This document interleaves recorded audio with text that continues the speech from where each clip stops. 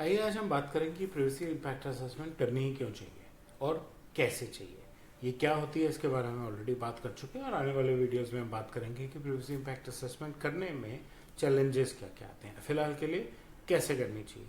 मेरे YouTube channel पे आपका स्वागत है जिस पे आप रोज डेटा प्रिवेसी पे नया कंटेंट देखते हैं और जैसा कि मैंने कहा आज हम बात करेंगे कि प्रिवेसी असेसमेंट करनी कैसे चाहिए, प्रिवेसी इम्पैक्ट असेसमेंट कैसे करनी चाहिए।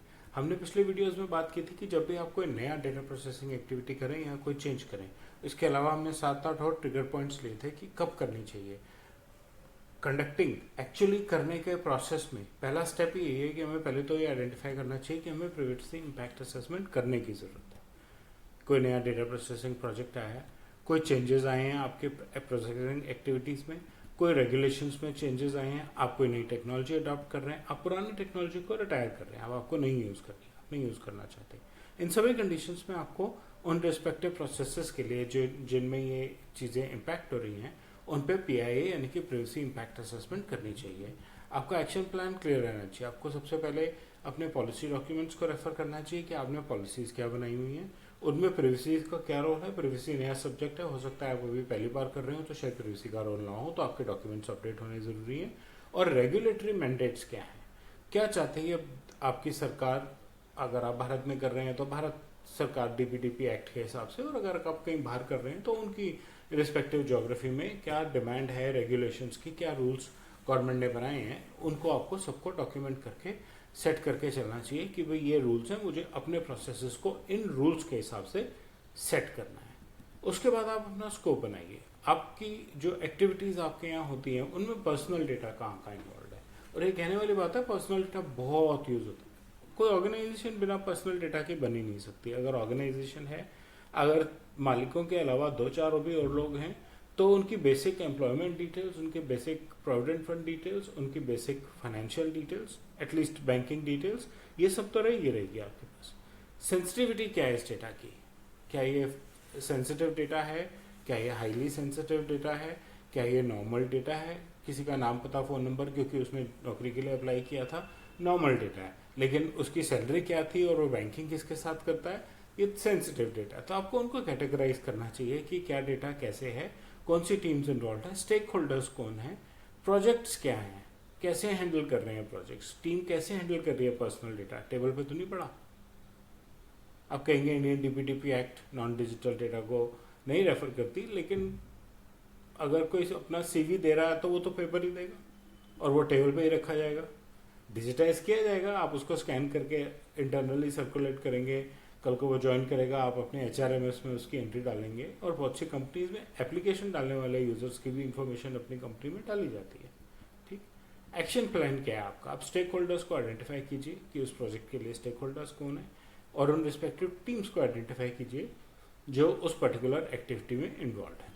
उसके बाद आप डेटा की मैपिंग कीजिए, डिटेल डॉक्यूमेंट बनाइए। पहले तो क्या डेटा है, कैसे कलेक्ट हो रहा है। DPDP एक्ट कहता है collection, storing, deleting, processing and sharing with third party. पांचों में से कोई भी आप काम कर रहे हैं तो उसको हम डेटा प्रोसेसिंग एक्टिविटी गिनते हैं, और आपको डेटा प्राइवेसी और DPDP एक्ट के साथ कंप्लाइंट होना चाहिए। तो आप कैसा पर्सनल डेटा कलेक्ट कर रहे हैं, वो कैसे फ्लो कर रहा है, कलेक्शन से लेके उस डेटा के डिस्पोजल तक आपकी ऑर्गेनाइजेशन किसी के भी पर्सनल डेटा को कैसे मेंटेन करती है, क्या एक्सेस कंट्रोल मैकेनिज्म्स हैं, इन सब चीज़ों की डिटेल डॉक्यूमेंट होना बहुत ज़्यादा ज़रूरी है। आपका एक्शन प्लान क्या होगा इस केस में। इस केस में आपको डेटा फ्लो डायग्राम्स बनाने चाहिए। अब जब से प्रिवेसी बहुत एक्टिव हो गई है, डेटा मैपिंग सॉफ्टवेयर्स भी बहुत एक्टिवली अवेलेबल हैं, आप उनकी भी ज़रूरत उनको भी इस्तेमाल कर सकते हैं। रिस्क आइडेंटिफाई करने के लिए क्या हेल्प चाहिए आपको पोटेंशियल प्रिवेसी रिस्क आइडेंटिफाई करनी है। आपको सबसे पहले ये मैपिंग ज़रूरी है, एक्सेस किस किस का है उस डेटा के पास।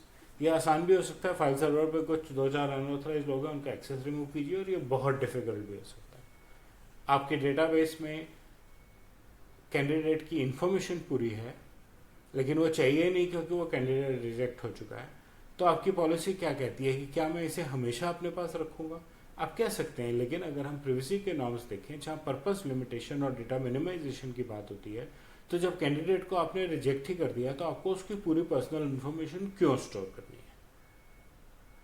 ठीक, कैंडिडेट्स या पोटेंशियल्स की लिस्ट में वो क्यों आए। मैं ऐसा इसलिए भी कह रहा हूँ कि जो कैंडिडेट आज रिजेक्ट हुआ है वो अपने स्किल्स तो इम्प्रूव कर सकता है, लेकिन अगर वो 6 महीने बाद दोबारा अप्लाई करेगा तो उसकी रिज्यूम में चेंजेस आ चुके होंगे बेटर स्किल सेट्स के साथ। इसलिए ये सोचना और इसके हिसाब से पॉलिसी बनाना ज़रूरी है।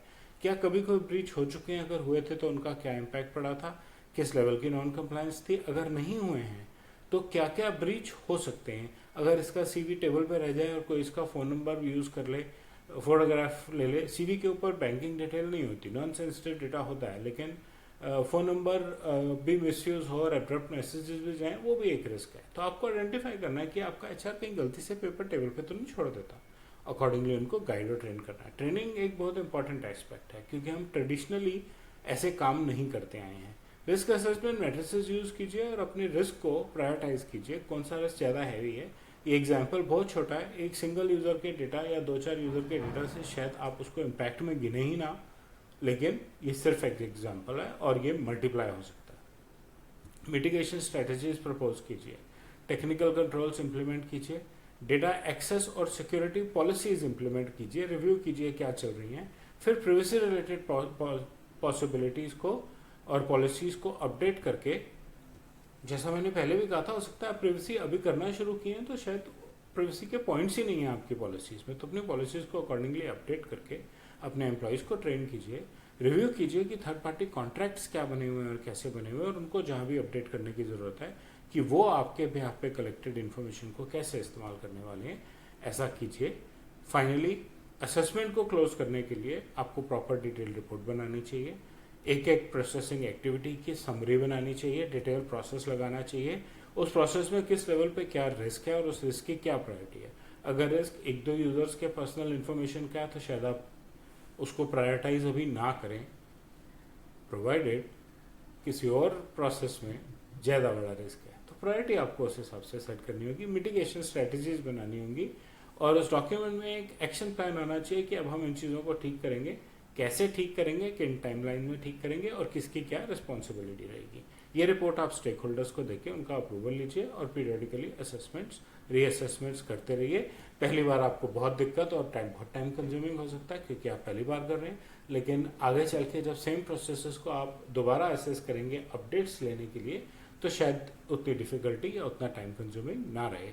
अपनी डॉक्यूमेंटेशन को टाइम टू टाइम मॉनिटर करना ज़रूरी है, तभी तो आप फॉलो करके कंफर्म कर पाएंगे कि आपने इस पूरी एक्सरसाइज से अपने ऑर्गेनाइजेशन को क्या बेनिफिट दिया। सक्सेस के लिए बहुत इंपॉर्टेंट टिप्स, पहली बात स्टेक होल्डर्स की इन्वॉल्वमेंट, बिना उनकी इजाज़त के और बिना उनकी मंजूरी के डिफ़िकल्ट होगा इम्प्लीमेंट करना। हर एक डेटा प्रोसेसिंग एक्टिविटी में बिल्कुल क्लैरिटी होनी चाहिए, क्या है कैसे चल रही है, डेटा की मैपिंग होनी चाहिए, डॉक्यूमेंटेशन क्लियर होनी चाहिए, एक्शनेबल्स प्रिवेसी फोकस्ड होनी चाहिए। एक्शनेबल्स सिर्फ एक्शनेबल नहीं होने चाहिए, प्रिवेसी का क्या रोल है वो डॉक्यूमेंटेड होना चाहिए, और क्लोजर तक डिटेल्ड फॉलोअप्स होते रहने चाहिए।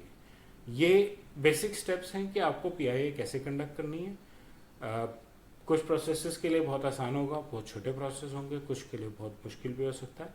पहले हमें एक लिस्ट बनानी चाहिए कि हमारे पास प्रोसेसेस क्या क्या हैं जिनमें पर्सनल डेटा की इन्वॉल्वमेंट है। आने वाले वीडियोस में हम बात करेंगे पीआईए कंडक्ट करने में चैलेंजेस क्या क्या आ सकते हैं, कैसे कंडक्ट करनी चाहिए। बस सिर्फ इतना ही। मुझे उम्मीद है आपको मेरा कंटेंट अच्छा लगा और बेल और लाइक आइकन दबाएं, मेरे चैनल से सब्सक्राइब करें और अपना फीडबैक कमेंट सेक्शन में शेयर करें। धन्यवाद।